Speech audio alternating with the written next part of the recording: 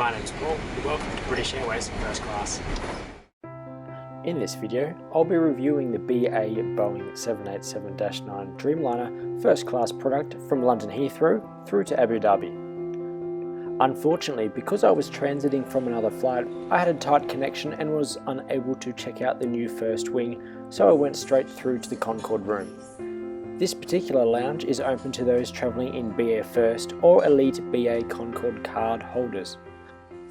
Highlights here include an a la carte menu, service throughout the lounge, be that in the private booths in the Concorde dining section or out on the balcony. There's also private cabanas available and a complimentary spa session. Check out my full review video of BA's flagship Concorde room in a separate video via the link in the video description below. Before long, it was time to head to the gate. I wasn't able to get much footage of the aircraft as I was running a little late.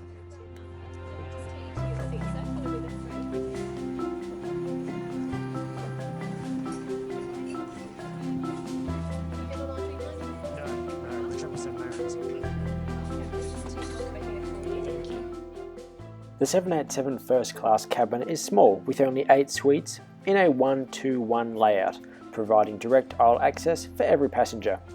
A few minutes later, champagne arrived, followed by Arabic coffee and dates. Now, let's check out this suite in more detail. On the aisle side is a reading lamp, and on the window side you'll find a storage space which includes a mirror.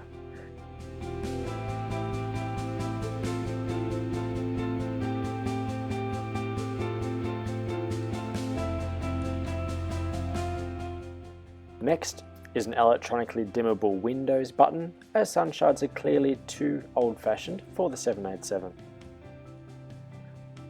These buttons are the control center of the suite and are a little complicated, so I'll come back to them later. Below that is another storage space which includes power plugs and the entertainment controls.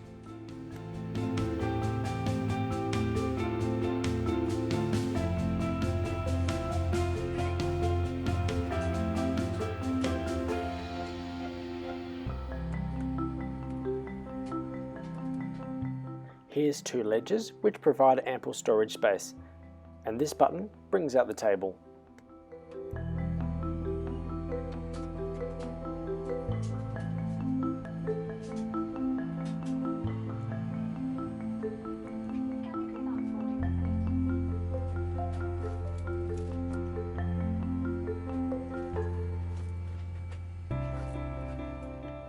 Here's an adjustable footrest which potentially another passenger could sit on to join you for meals, and next to that is more storage space.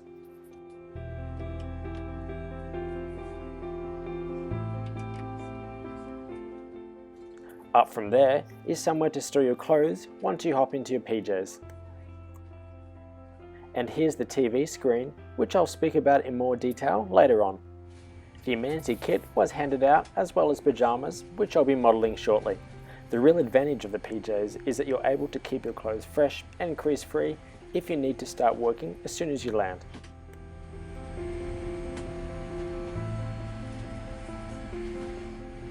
Now, even though the suites don't have doors, they still felt reasonably private. Ladies and gentlemen,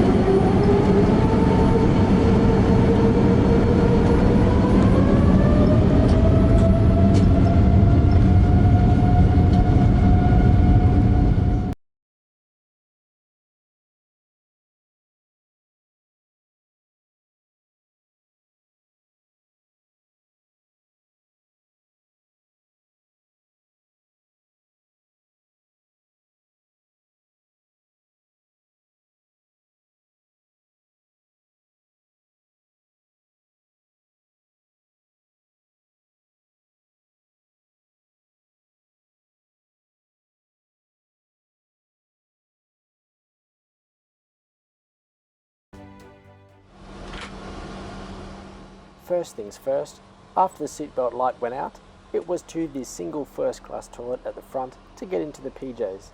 There's also a baby change table and a seat to put over the toilet.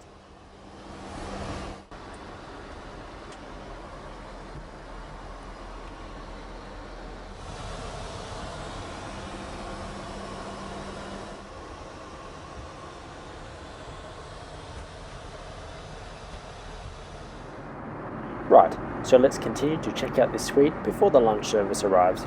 This black thing is actually a lamp, which is controlled by these buttons below. Now the important thing to remember is that using these controls is a two-step process.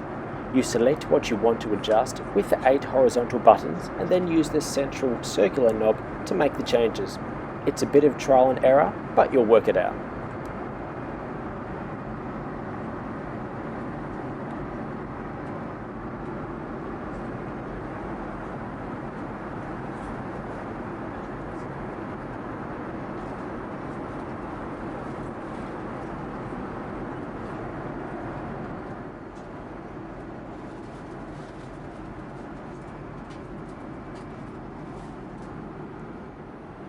Drinks and nibbles were brought around, and here's a closer look at the TV screen.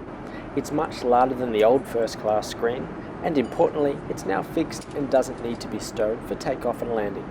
The image quality is quite good, and the actual content of movies and TV shows is reasonable. I found the handpiece a little counterintuitive though, but nothing major.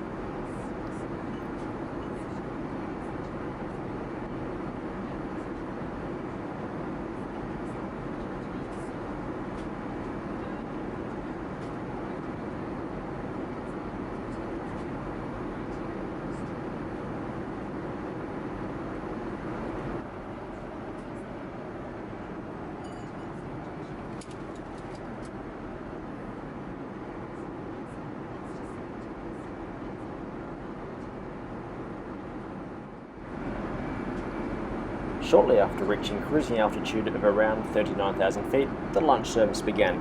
I've used subtitles to describe each course, and I've included copies of the menus later in the video.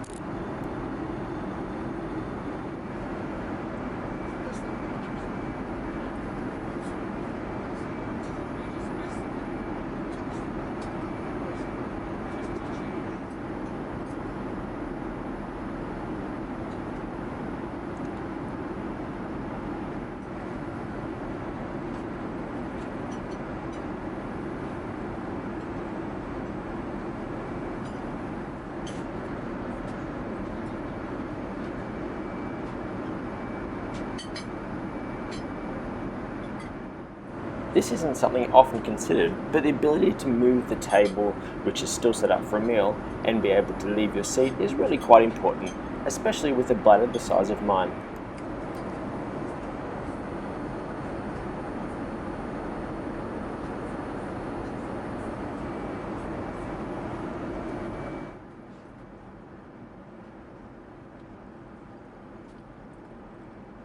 Thanks.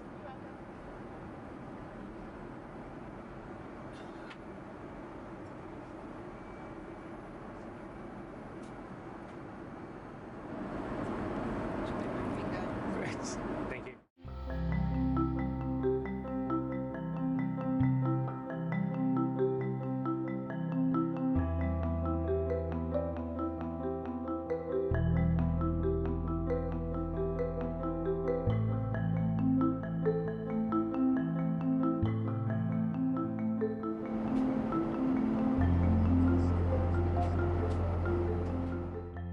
After the meal, it was time for a nap, and the flight attendant kindly converted my seat into a bed. Here's a quick look at the layers, which made for quite a comfortable place to sleep. Also, because of the design of the benches, it actually makes for a reasonably wide bed, which is useful if, like me, you like to sleep with your knees bent.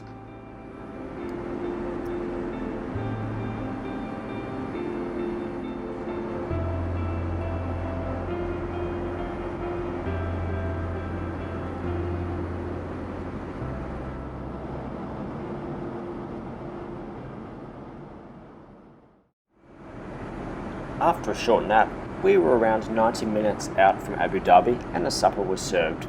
Also, as a way of celebrating my flight in BA First, I ordered a limited edition Concorde watch. While it's probably overpriced, the disc on the watch dial is from a rotor blade taken from an engine in an actual Concorde.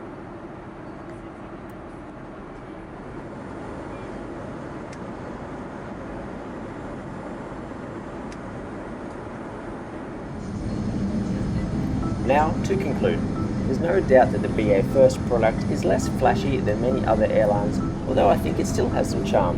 I find the black and blue colours are far more mature than the gaudy 1990s Lexus-esque wood grain of a particular competitor. The seat was comfy and there was reasonable storage space. The service wasn't as polished on this flight as previous BA first flights, so clearly the airline can provide good service on a good day.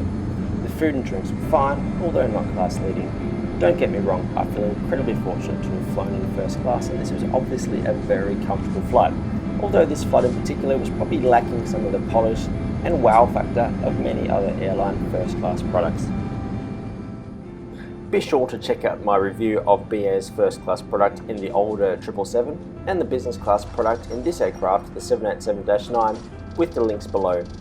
If you enjoyed this video or found it helpful, be sure to press the like button and subscribe for more similar videos. Thanks for watching.